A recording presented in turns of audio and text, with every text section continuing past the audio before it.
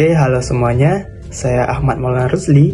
Di sini kami akan memaparkan materi kami dari mata kuliah Linguistik Forensik kelompok 5. Mata kuliah ini diampu oleh Bunda Profesor Hasna Faizah AR MHum dan juga Ibu Gina Jayanti SPD MHum.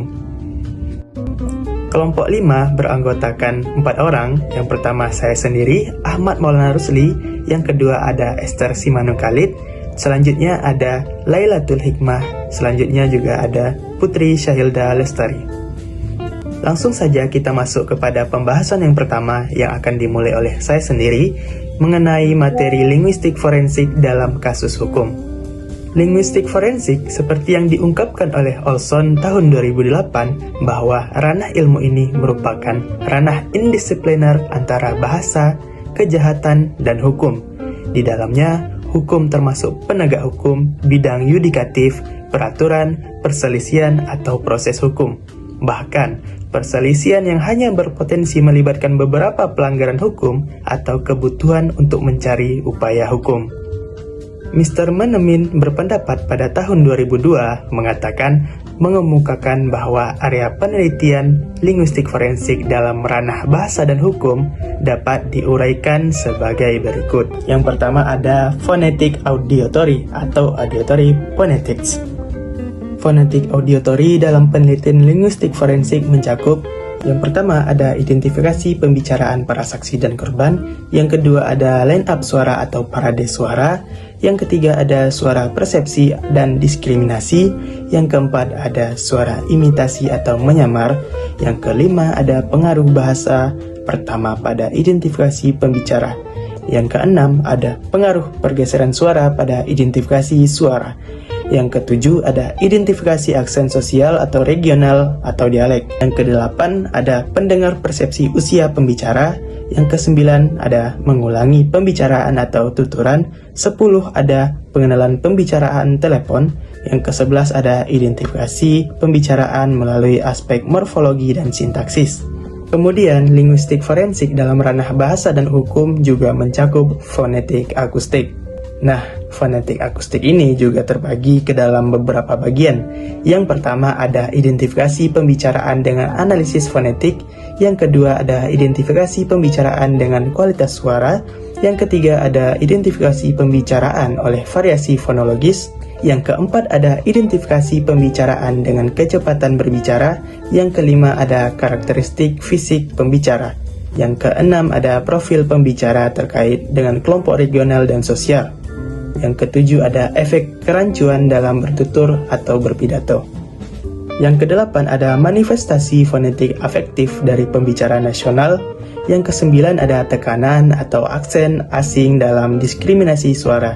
Yang kesepuluh ada aksen penyamaran atau imitasi. 11 ada suara menyamar. Yang ke-12 ada karakteristik suara yang identik kembar. Yang ke-13 ada komparabilitas contoh ujaran. Yang ke-14 ada inferensi kenyaringan suara dari pengukuran lapangan. Ke-15 ada disambiguitas ujaran dari background suara. Dan yang terakhir ada peningkatan rekaman audio dari ucapan-ucapan yang penuh sengketa. Nah, itu semua adalah cakupan-cakupan dalam penelitian linguistik forensik. Kemudian materi ini akan dilanjutkan oleh rekan saya, Esther Simanung Khalid. Poin yang ketiga yaitu semantik sebagai interpretasi makna. Semantik sebagai sebuah studi atas makna dalam penelitian linguistik forensik mencakup beberapa hal. Yang pertama yaitu sebagai interpretasi kata, frasa, dan kalimat. Kemudian yang kedua ada interpretasi teks, diantaranya meliputi kontrak, polis asuransi, komunikasi, perintah menahan, ketetapan, dan teks-teks hukum. Yang ketiga ada ambiguitas dalam teks dan hukum. Kemudian yang keempat ada interpretasi wacana lisan dalam memperoleh hak-hak. Kemudian yang terakhir ada interpretasi instruksi hakim. Kemudian poin ketiga ada bahasa dalam ruang sidang, wacana dari pengacara dan klien, wacana dari pengacara, kemudian ada wacana pertanyaan di ruang sidang, dan yang terakhir adalah bahasa instruksi hakim. Kemudian yang keempat ada bahasa tindak tutur tertentu yang meliputi wacana ancaman, perjanjian, peringatan, pemfitnahan, pengingkaran, sumpah palsu, kekerasan seksual, pelecehan seksual, dan yang terakhir ada penjualan mobil. Kemudian poin yang keempat ada wacana dan pragmatik. Wacana dan pragmatik sebagai sebuah studi atas makna yang tersirat dalam penelitian linguistik forensik mencakup beberapa hal. Yang pertama ada wacana forensik, analisis pragmatik, linguistik dan ekstralinguistik dari konteks ujaran-ujaran. Kemudian ada analisis pragmatik atas wasiat. Kemudian yang terakhir ada persepsi dan makna. Kemudian poin yang kedua ada konteks wacana tertentu, analisis dikte, transkrip rekaman pembicaraan, kemudian ada bahasa imigrasi, dan ada bahasa terdakwa. Baik, saya Lailatul Hikmah akan melanjutkan materi yang telah disampaikan oleh rekan saya tadi. Selanjutnya terkait gaya penulisan dan juga kebebasan bertanya. Nah, gaya penulisan dan kebebasan bertanya ini digunakan sebagai aplikasi studi dalam penelitian linguistik forensik. Nah, yang mencakup yang pertama ada metode deskriptif untuk identifikasi penulis atau descriptive methods of authorship identification. Yang kedua ada pembuktian dialek melalui bahasa tulis atau dialek evidence in written language. Yang ketiga ada mempertanyakan waktu dan kesempatan menulis atau question time and occasion of writing. Nah, yang keempat ada metode stilometri dan statistik dipertanyakan dalam penulisan, yaitu forensik dan juga sastra, atau stilometry and statistical methods in question, authorship, forensik dan juga literary. Yang kelima ada korpus linguistik dalam analisis forensik atau korpus linguistik in forensic analysis. Yang keenam ada korpus linguistik. Yang ketujuh ada komputer yang berhubungan dengan penulisan atau komputer program related to question authorship. Yang terakhir atau yang kedelapan ada jumlah grafik kumulatif atau identifikasi penulis. Pembahasan selanjutnya yaitu bahasa hukum atau language of the law. Bahasa hukum sebagai bagian dari penelitian linguistik forensik mencakup mengungkapkan bahasa teks hukum harus dapat ditafsirkan berdasarkan model proposilogis, yakni sebagai sebuah statement yang bisa dinilai benar atau salah dalam pengertian tertentu menurut aturan-aturan penalaran. Nah, bahasa hukum merupakan suatu bahasa uniter, yakni berupa sistem penggunaan yang berada di luarnya dan mencoba mengendalikan berbagai macam penggunaan dan bahasa dialog sosial yang memiliki arah yang berbeda-beda. Bahasa hukum menerjemahkan realitas sosial dalam peristilahan yang sendiri dalam rangka untuk mengontrolnya. Ketidakpastian bahasa hukum di mana istilah-istilah seperti hak, kewajiban, keharusan, badan hukum, kontrak, dan seterusnya bisa diterapkan dengan berbagai cara yang luas cakupannya.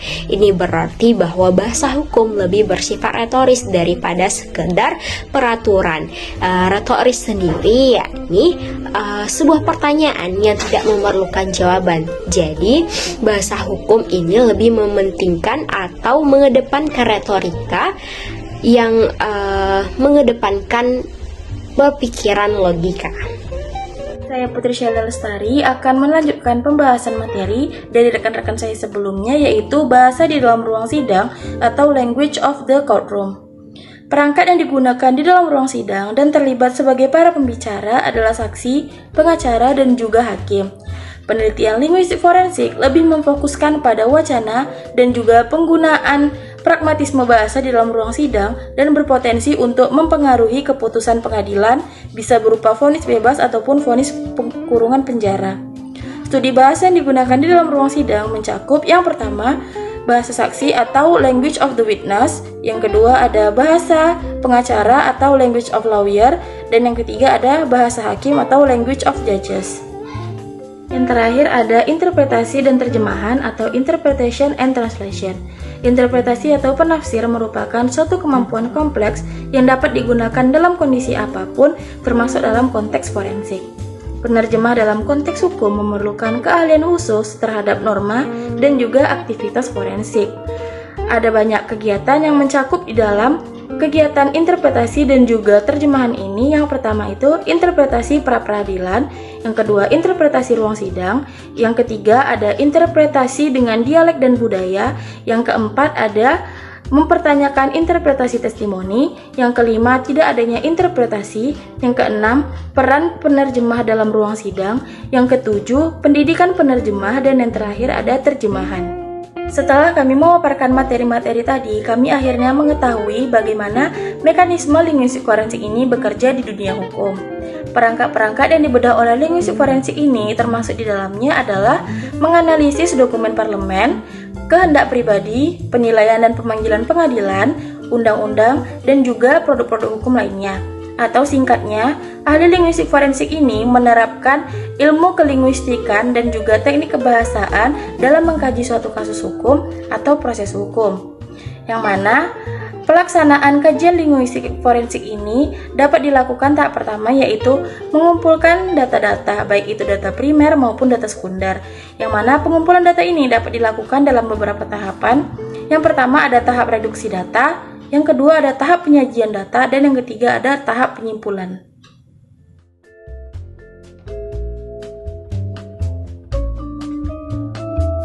Itulah tadi sajian kami dari kelompok 5 mengenai mata kuliah linguistik forensik. Terima kasih.